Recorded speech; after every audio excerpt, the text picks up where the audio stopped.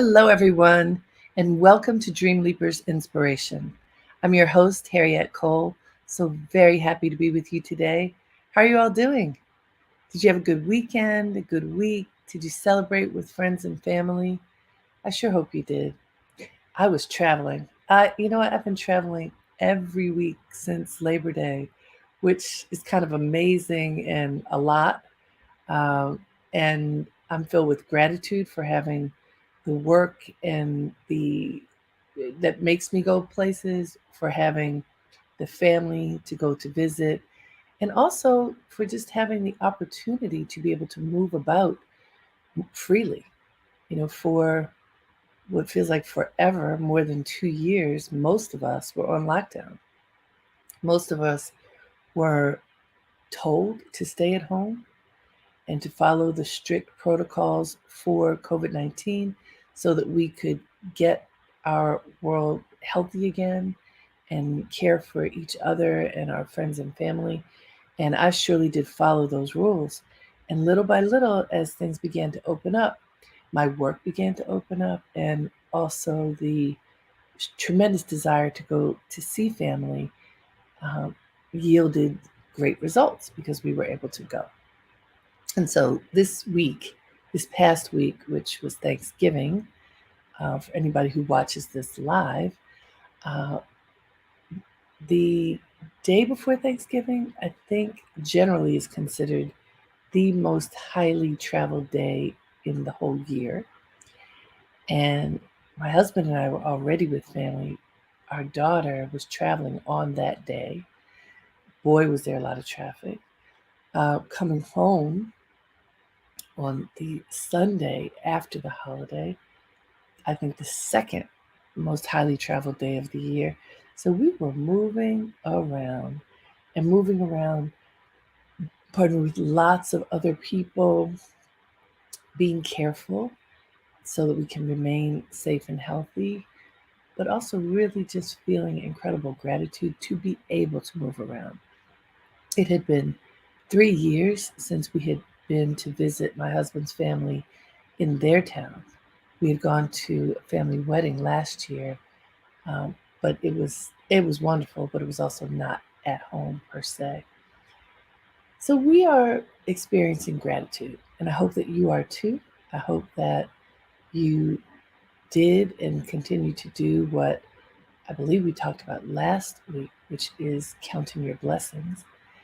When you consciously remember the great things that are happening in your life, whether they're tiny or they're large, you create the opportunity for grace to fill the space that you occupy, the space around you, and to touch other people's lives, which is really wonderful. Now, today, I wanted us to talk about choosing joy. Now, that's an interesting thing to think about, choosing joy. Sometimes we think, well, yeah, I feel happy. I feel good. Today, I woke up and I feel good. And while it is true, you can wake up in the morning and feel a particular way, or as you're moving through your day, you may notice that you feel a particular way, and there's nothing wrong with that.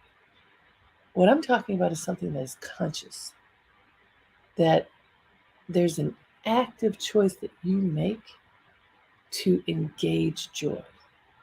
And that is something that can be challenging for some people to do, can seem impossible based upon whatever the circumstances are that are happening in your life at the moment.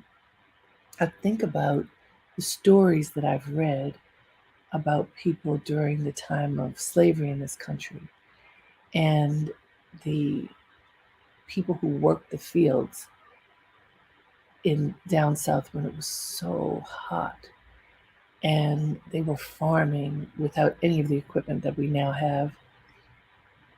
And there would be song, they would break out into song and access a depth of joy within themselves that was something nobody could own, that was coming from their spirit. and that gave them the energy and fortitude to move forward, they chose to access that joy even in times of incredible hardship. Now, that's an extreme circumstance, but I think about people who are hospitalized, and unfortunately, I've known quite a few of them recently. Sometimes people are grumpy and just, not even thinking about finding a place of peace within themselves, but just succumbing to negativity and fear and all the things. But then others who are smiling and who've chosen to notice what's happening in their world that can make them just experience a moment of goodness in the midst of everything else.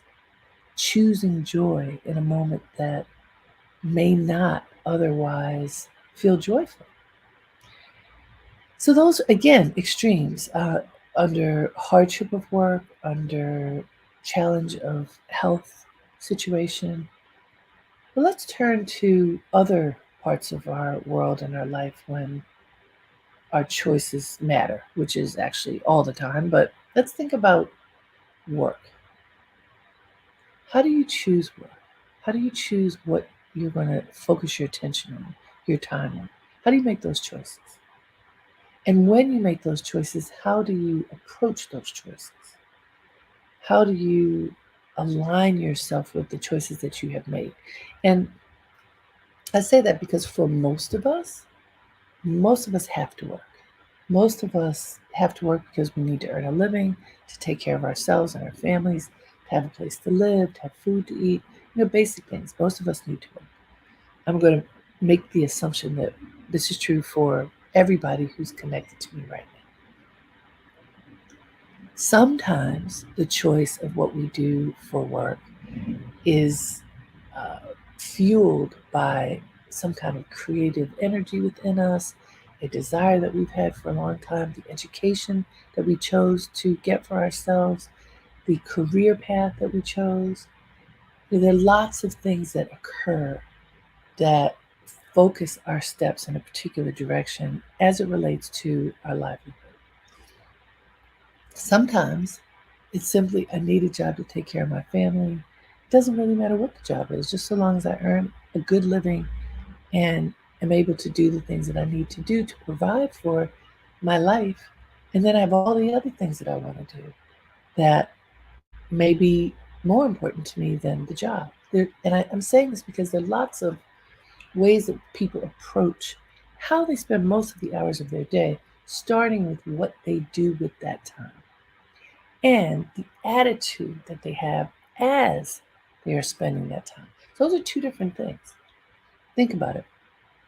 For a lot of people, the job becomes this burden. It kind of weighs you down. You're like, well, I have to do this because I have to earn a living. I have to do this because if I don't do it, then someone in my life, perhaps myself, but certainly if their dependents for sure, then will suffer if I don't do what I said I was going to do. While that is true, there are a lot of different attitudes we can have about that. It can be with exuberance. Yes, I've chosen this. I'm grateful that today I can get up and do the work that I've chosen to do that has also chosen me if I'm working for someone or a company. And then also there can be that negativity. I can't believe this is how I'm being treated. I don't like, the negativity that can swirl around you and make you feel that you're living under the pressure of a tremendous burden. I want us to imagine that we can choose joy in those moments. Now, when it's a really easeful, wonderful moment in the first place, you don't need what I'm telling you because you're doing it already. Your inner being is engaging in the pulse of joy. But when it feels a little rocky, when you feel uncomfortable, when you feel frustrated, tired, worried, angry, exhausted, agitated, it's in those times when you need to be reminded to choose joy, to find the joy in the experience. It goes back to counting your blessings. All these things are related. But when you're feeling that friction that is depleting you or giving you energy in a way that's not helpful, how can you readjust that so that you let go of the things that are not serving you and you step into the things that give you energy, give you peace, and give you a sense of potential? That's what you want to look for. And so it's conscious. Yes, one of the easiest ways to access it is to take a breath. Let's do that.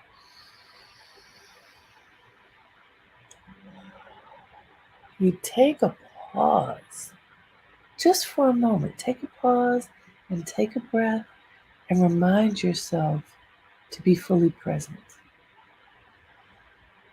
I'm happy to be here now with you. I'm grateful for this moment. When you get to work, however you get there, if it's still remote or if you're going into a place, you walk in and consciously look around and look for signs that will tell you this is good and I'm grateful and I can find joy today, even if there are a lot of challenges. I can find it, I can access it, and I choose to access it. I'm making it a conscious effort to access joy. When you do that, it's it's almost like you turn on a light on the inside that was always there, but you forgot to turn it on. Like, wow, I turned it on and I see differently. I notice things that I didn't pay attention to before. Has that ever happened to you? I just in moving about, have you ever, I'll give you a specific example. I was walking down the street in my neighborhood about a week ago with my husband, and he noticed a relic. And I don't even remember what it is, but it's something that is no longer used. It's not a fire post, but anyhow, he noticed something and he said, "Wow, I'm glad to notice this because soon all of these old relics are going to be moved, taken up from the street, and possibly just discarded or put in a museum, who knows where." When he showed it to me, I had never seen it before. I want you to know this thing is just across the street from my building. He's probably seen it 1,000 times. I saw it for the first time that day. And he was so excited about it. When he pointed it out to me, it made me excited about it. Joy is infectious in the best possible way because he looked at something that, hey, you might have walked into if you hadn't paid attention. But instead, he knew a little history about it, was able to show it to me and go, oh, this is so great. And let's notice it now before it goes.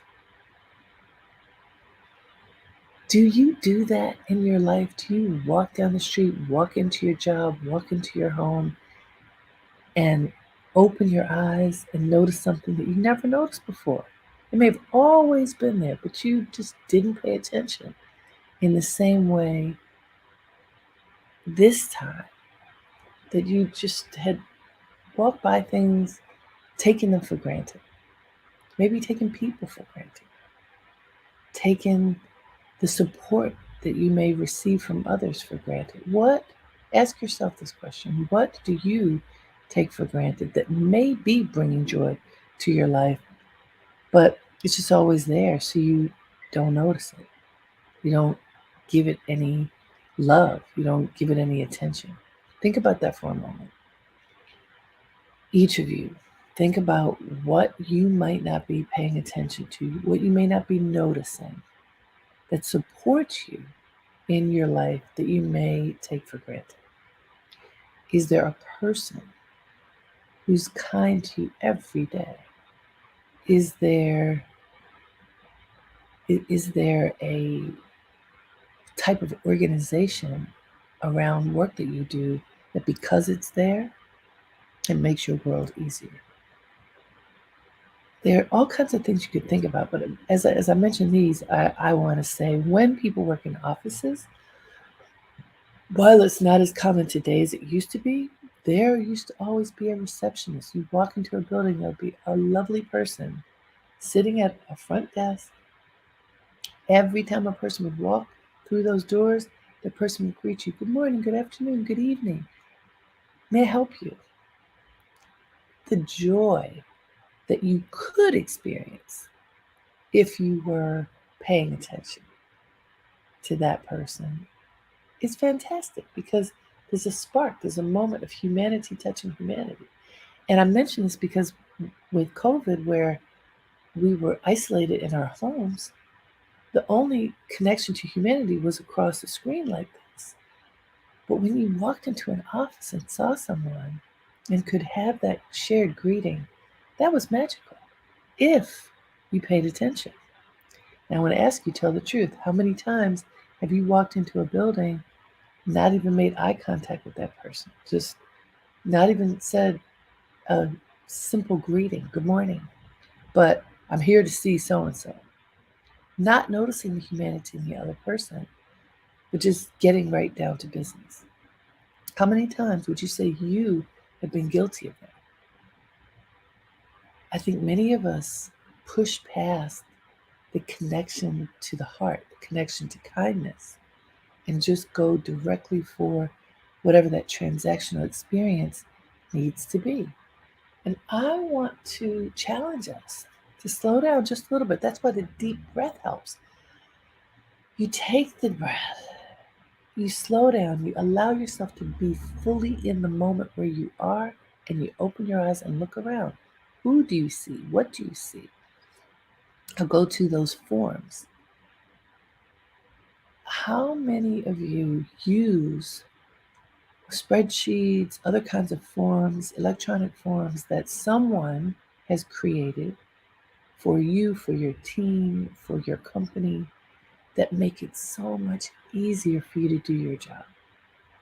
I'm raising my hand. I'm raising both hands because this happens for me a lot.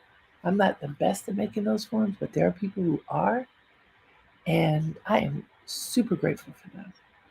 And I sometimes remember, oh, that didn't just get there. Somebody made that.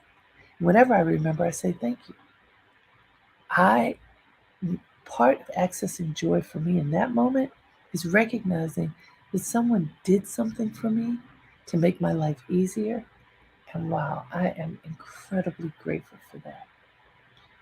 There's so many moments that could be agitating, could be frustrating, could be deflating, that don't have to be when you look for the joy in the moment. I'll give you another example. Um, this is again from just traveling yesterday. So, my husband and I wanted to change our airline tickets because we got to the airport super early to bring our daughter. And then we were there early. Why not see if we could change the time?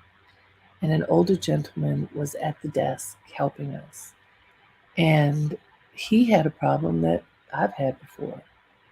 I don't know what was happening on the computer because we were on the other side, but he was having a really difficult time managing, trying to find the information that he needed to transfer the tickets, which for somebody who's a digital native is simple, easy, no problem. He was not. Here's where the joy came in. And I watched him go from almost a moment of inner panic when he was not sure how to do this. And we couldn't help him. My husband was trying to help him, offering suggestions, and that was not helpful. We just needed to be quiet for a moment. But then one of his colleagues, a young woman, came over and asked if he needed help. The good news is he realized not only do I need help, I need to be able to say it.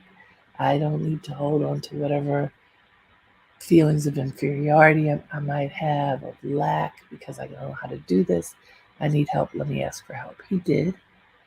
And this young woman who fully understood how to operate the system helped him. And you could see his shoulders go from crunched up to relaxed. His gratitude that this woman could help so that he could help us. And it was a beautiful thing to observe. And we were part of this experience. So all of us had to take a breath. All of us had to slow down. We were there in plenty of time, so there was no need to be rushed. But all of us needed to support the moment, to choose joy in that moment, and to recognize that making that choice was going to allow for the best outcome. So, I always find a quote. This quote, let me tell you what this quote is. And this is, it's about joy. It's a little different from what we've been talking about. So let me set it up. But I like this quote. So this one is about why we do things and why we make some of the choices that we do. And it says, create, not for the money, not for the fame, not for the recognition, but for the pure joy of creating something and sharing it. And this is from Ernest Barbaric. Let me say it again. Create, not for the money, not for the fame, not for the recognition, but for the pure joy of creating something and sharing it. Ernest Barbaric. Okay, I found that, and while it's not exactly related to what we were just talking about, let me make a connection. When we do things out of the goodness of our heart and out of the freedom of our creativity, something magical happens. And, or it can anyway, because it's our full expression of ourselves. And so, from that sense, create, not for the money, not for satisfying anybody else, but just for our own good, for the good of the world. What happens? Because I've been talking about our choices that have to do with work and other things, I want to go back to this gentleman at the airline. He had the responsibility to complete a transaction. He allowed himself to be humble so that he could complete the transaction with a lovely connection to us and with humility. And I think part of doing things, not for fame, not for recognition, this man, if he had been thinking like that, then he might have been really deflated because it wasn't working well. And when you start feeling deflated and embarrassed because things aren't working well, they just continue to work worse. For him, in his role, he was fully present. He was serving the moment. He offered himself completely to the experience that meant that he was going to take care of us. His energy was attractive to his coworkers. They could tell that he needed help, but it wasn't in a panic. So when they approached him, it was supportive. His choice, I could see it in his face, to find a solution was incredibly helpful for everyone, as opposed to, I'm sure you've had the experience when whatever you're doing is not working, when the creativity is not coming, when you feel like you're stuck. When you feel like you're stuck, then what happens? I see a number of my friends who are on here with me right now. Dawn Kelly just joined, and I want to tell you, here's a woman who told me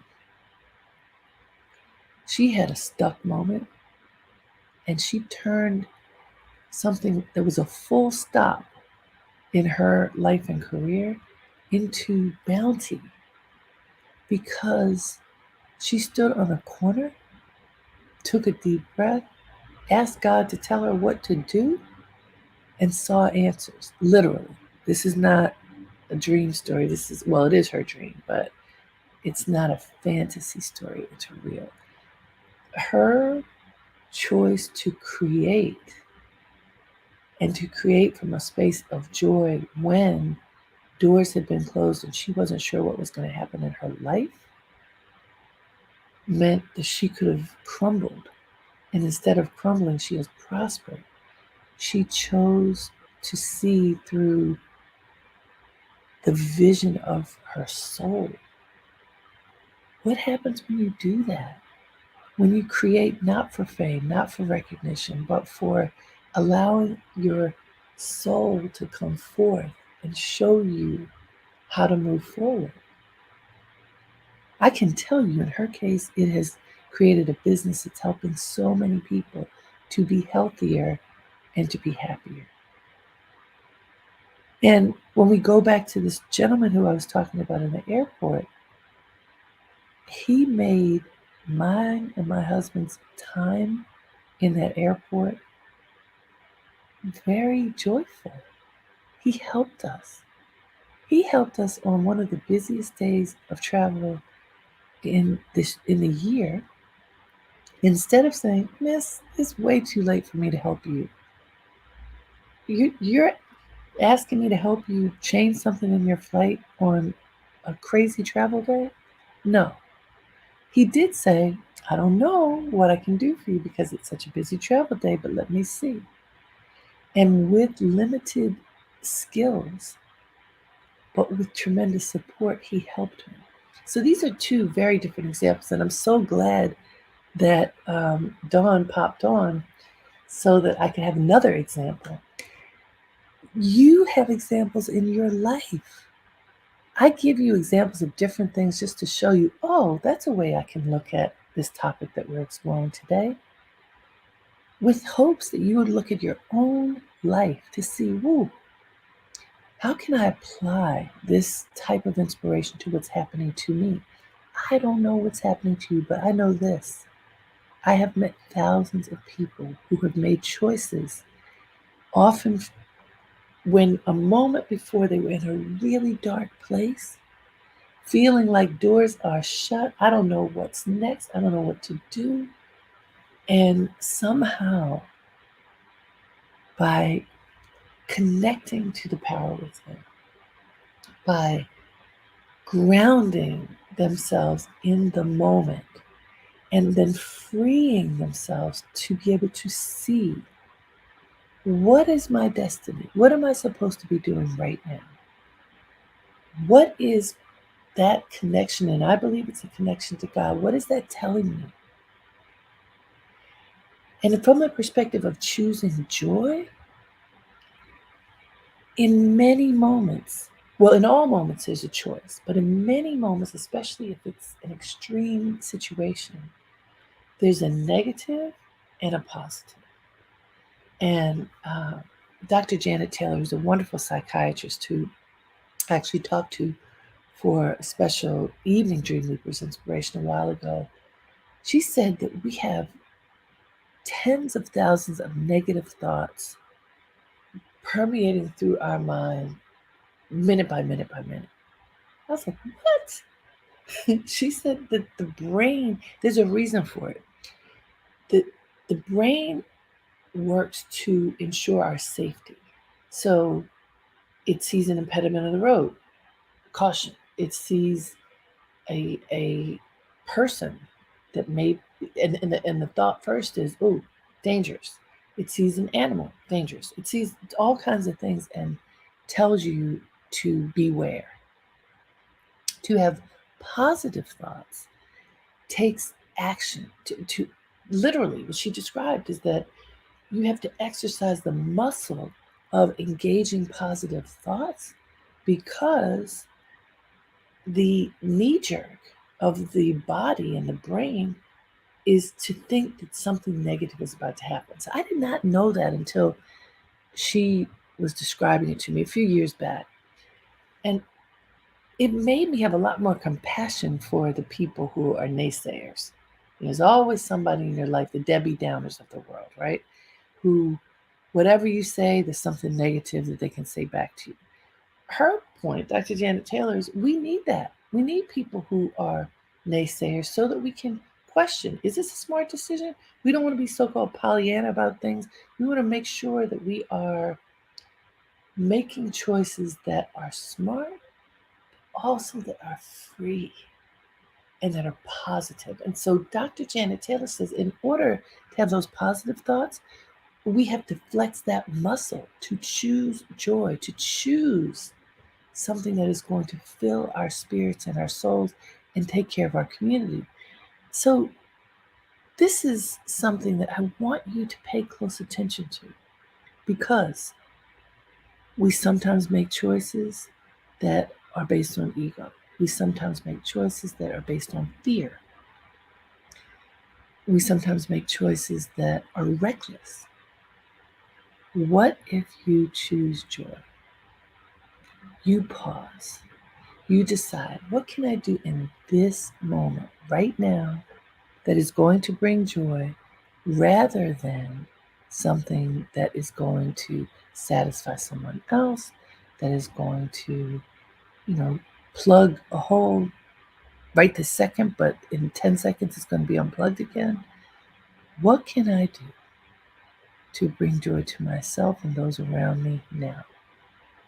What can I do to access joy as I make decisions? What can I do so that I can access joy to help me make smart decisions? I invite every one of you to pause today before you make decisions and ask yourself, can I do this with joy? Can I create act by accessing my joy? And what happens when I do that? I really hope you do this. It's a wonderful exercise. It will bring joy just because you're inviting the joy in. You're flexing that muscle. So I welcome you to flex your muscle of joy today and see what happens. Thank you for spending this time with me. It's always wonderful. Thank you for all the people who've written comments. And for those of you who watched and listened to this on demand, I hope you choose joy too. Thank you so much for being with me. Until next time, have a great day and make it count. Namaste.